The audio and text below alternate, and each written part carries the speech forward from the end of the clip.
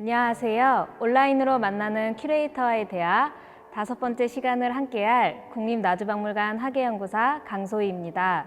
이번 시간에는 우리 박물관에 전시 중인 해남 만이총 1호분에서 출토된 여러 나라의 유물들에 대해 살펴보고자 합니다. 여기서 잠깐! 혹시 만인의총 또는 만이총에 대해 들어보신 적 있으신가요? 만여 명의 의병을 묻은 무덤이라는 뜻으로 조선시대 정유재란 때 자신들이 살고 있는 지역을 끝까지 지키다 돌아가신 의병들의 시신이 안치되어 있는 무덤을 말합니다. 대표적으로 전라북도 남원에 만인의총이 있습니다. 전라남도 해남부 녹천면에도 정유재란 때 성산대교뜰에서 왜군과의 전투로 사망한 의병들의 시신을 묻은 무덤으로 알려진 무덤들이 있습니다. 원래는 6기가 있었다고 전해지나 현재는 단 3기만 남아 있습니다. 이 무덤들은 400m가량 간격을 두고 분포하고 있으며 만이총 1호분, 2호분, 3호분으로 불려왔습니다. 현재는 옥천 고분군으로 불리며 유적의 역사성과 그 가치를 인정받아 2015년에 전라남도 기념물 제248호로 지정되었습니다. 만이총은 언제 학계에 처음 알려졌을까요? 1986년 지표조사를 통해 학계에 처음 알려졌습니다. 고고학자들은 전라남도 일대의 나지막한 구름과 평지에 입지한 큰 무덤들이 삼국시대 무덤으로 밝혀진 예가 많아 해남 만이총 역시 삼국시대 무덤일 것으로 생각했습니다. 만이총의 성격을 밝히기 위해 만이총 1호분과 3호분의 발굴조사가 이루어졌습니다. 가장 규모가 큰 3호분의 발굴조사 결과 5에서 6세기에 만들어진 앞트기식 돌방 1기와 봉분 가장자리에서 도랑이 확인되었습니다.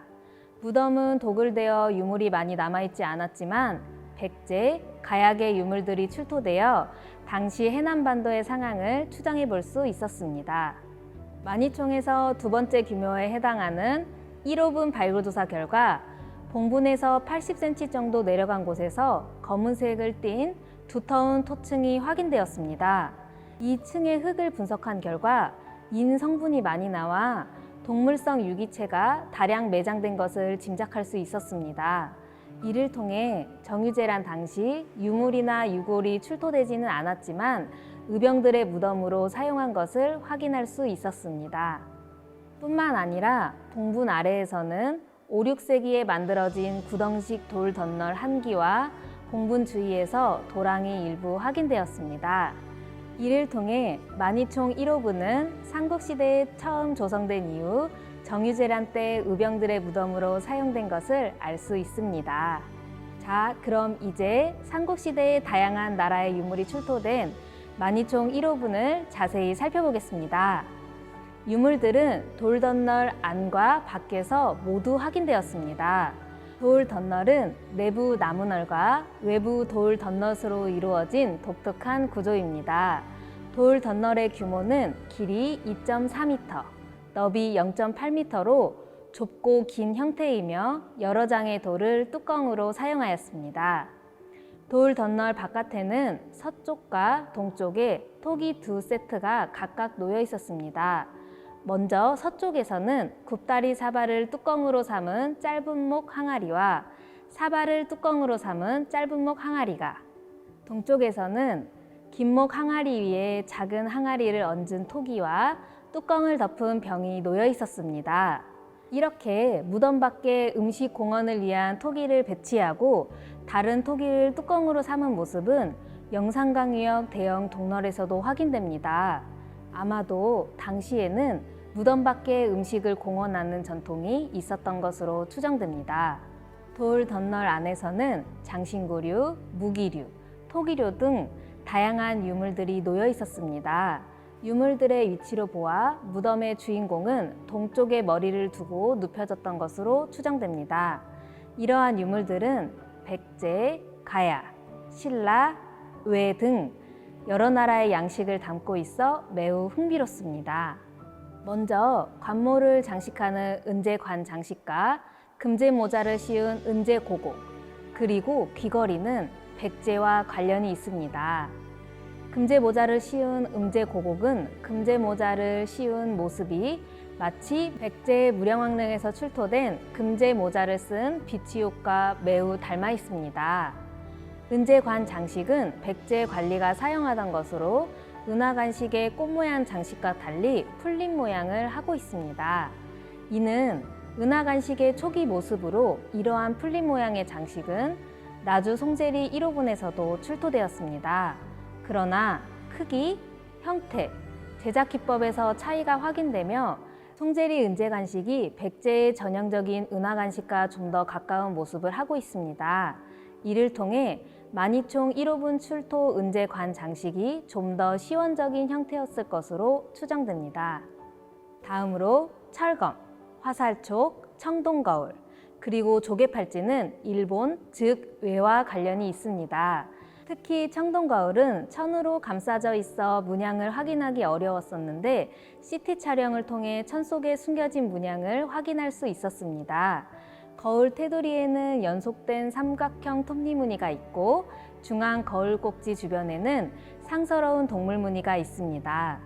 다음으로 무덤 주인공 발치에서는 뚜껑 있는 굽다리 바리와 흑인형이 장식된 상서로운 동물 모양 토기가 출토되었습니다. 먼저 뚜껑 있는 굽다리 바리는 신라 양식이 가미된 가야토기입니다. 흑인형이 장식된 상서로운 동물 모양 토기는 신라 상형토기와 모습이 굉장히 유사합니다. 이 토기는 굽다리 위에 몸체를 만들고 한쪽에는 말처럼 생긴 상서로운 동물을, 다른 한쪽에는 동물 등에 올라탄 남성이 표현되어 있습니다. 그리고 몸체 상단 중앙에는 나팔 모양의 짧은 목을 가진 아가리가 있습니다. 보통 이러한 모습의 상형토기에는 물과 액체를 따를 수 있는 주구가 부착되어 있습니다. 그러나 만이총 출토품은 주구 대신 몸체 중앙에서 약간 왼쪽으로 치우친 곳에 둥근 모양의 구멍이 뚫려 있습니다. 이 구멍의 모습은 영산강 유역에서 확인되는 구멍단지의 모습을 연상시킵니다. 만이총 출토 상서로운 동물 모양 토기와 매우 닮은 토기가 우왕문화재단에도 있습니다. 이 유물은 발견 문화재로 일부 모습에서 차이가 있지만 크기나 상서로운 동물 등에 탄 사람의 모습, 아가리 모습, 몸체 구멍 등이 매우 닮아 있습니다. 이러한 상형토기는 인물, 동물, 사물 등을 본떠 만든 독특한 모습을 하고 있어 장례 과정에서 술과 같은 액체를 따르거나 이승에서 저승으로 보내는 장송의례에 사용된 것으로 추정하고 있습니다. 지금까지 해남 만이총 고분과 1호분에서 출토된 다양한 나라의 유물들을 살펴보았습니다. 해남은 서해와 남해 바다를 끼고 있어 고대부터 해양 교류의 거점 지역으로 주목받아 왔습니다. 만이총 1호분 출토 유물을 통해 알 수 있듯이 백제, 가야, 신라, 외 등 다양한 나라와 다원적으로 교류한 양상을 알 수 있습니다.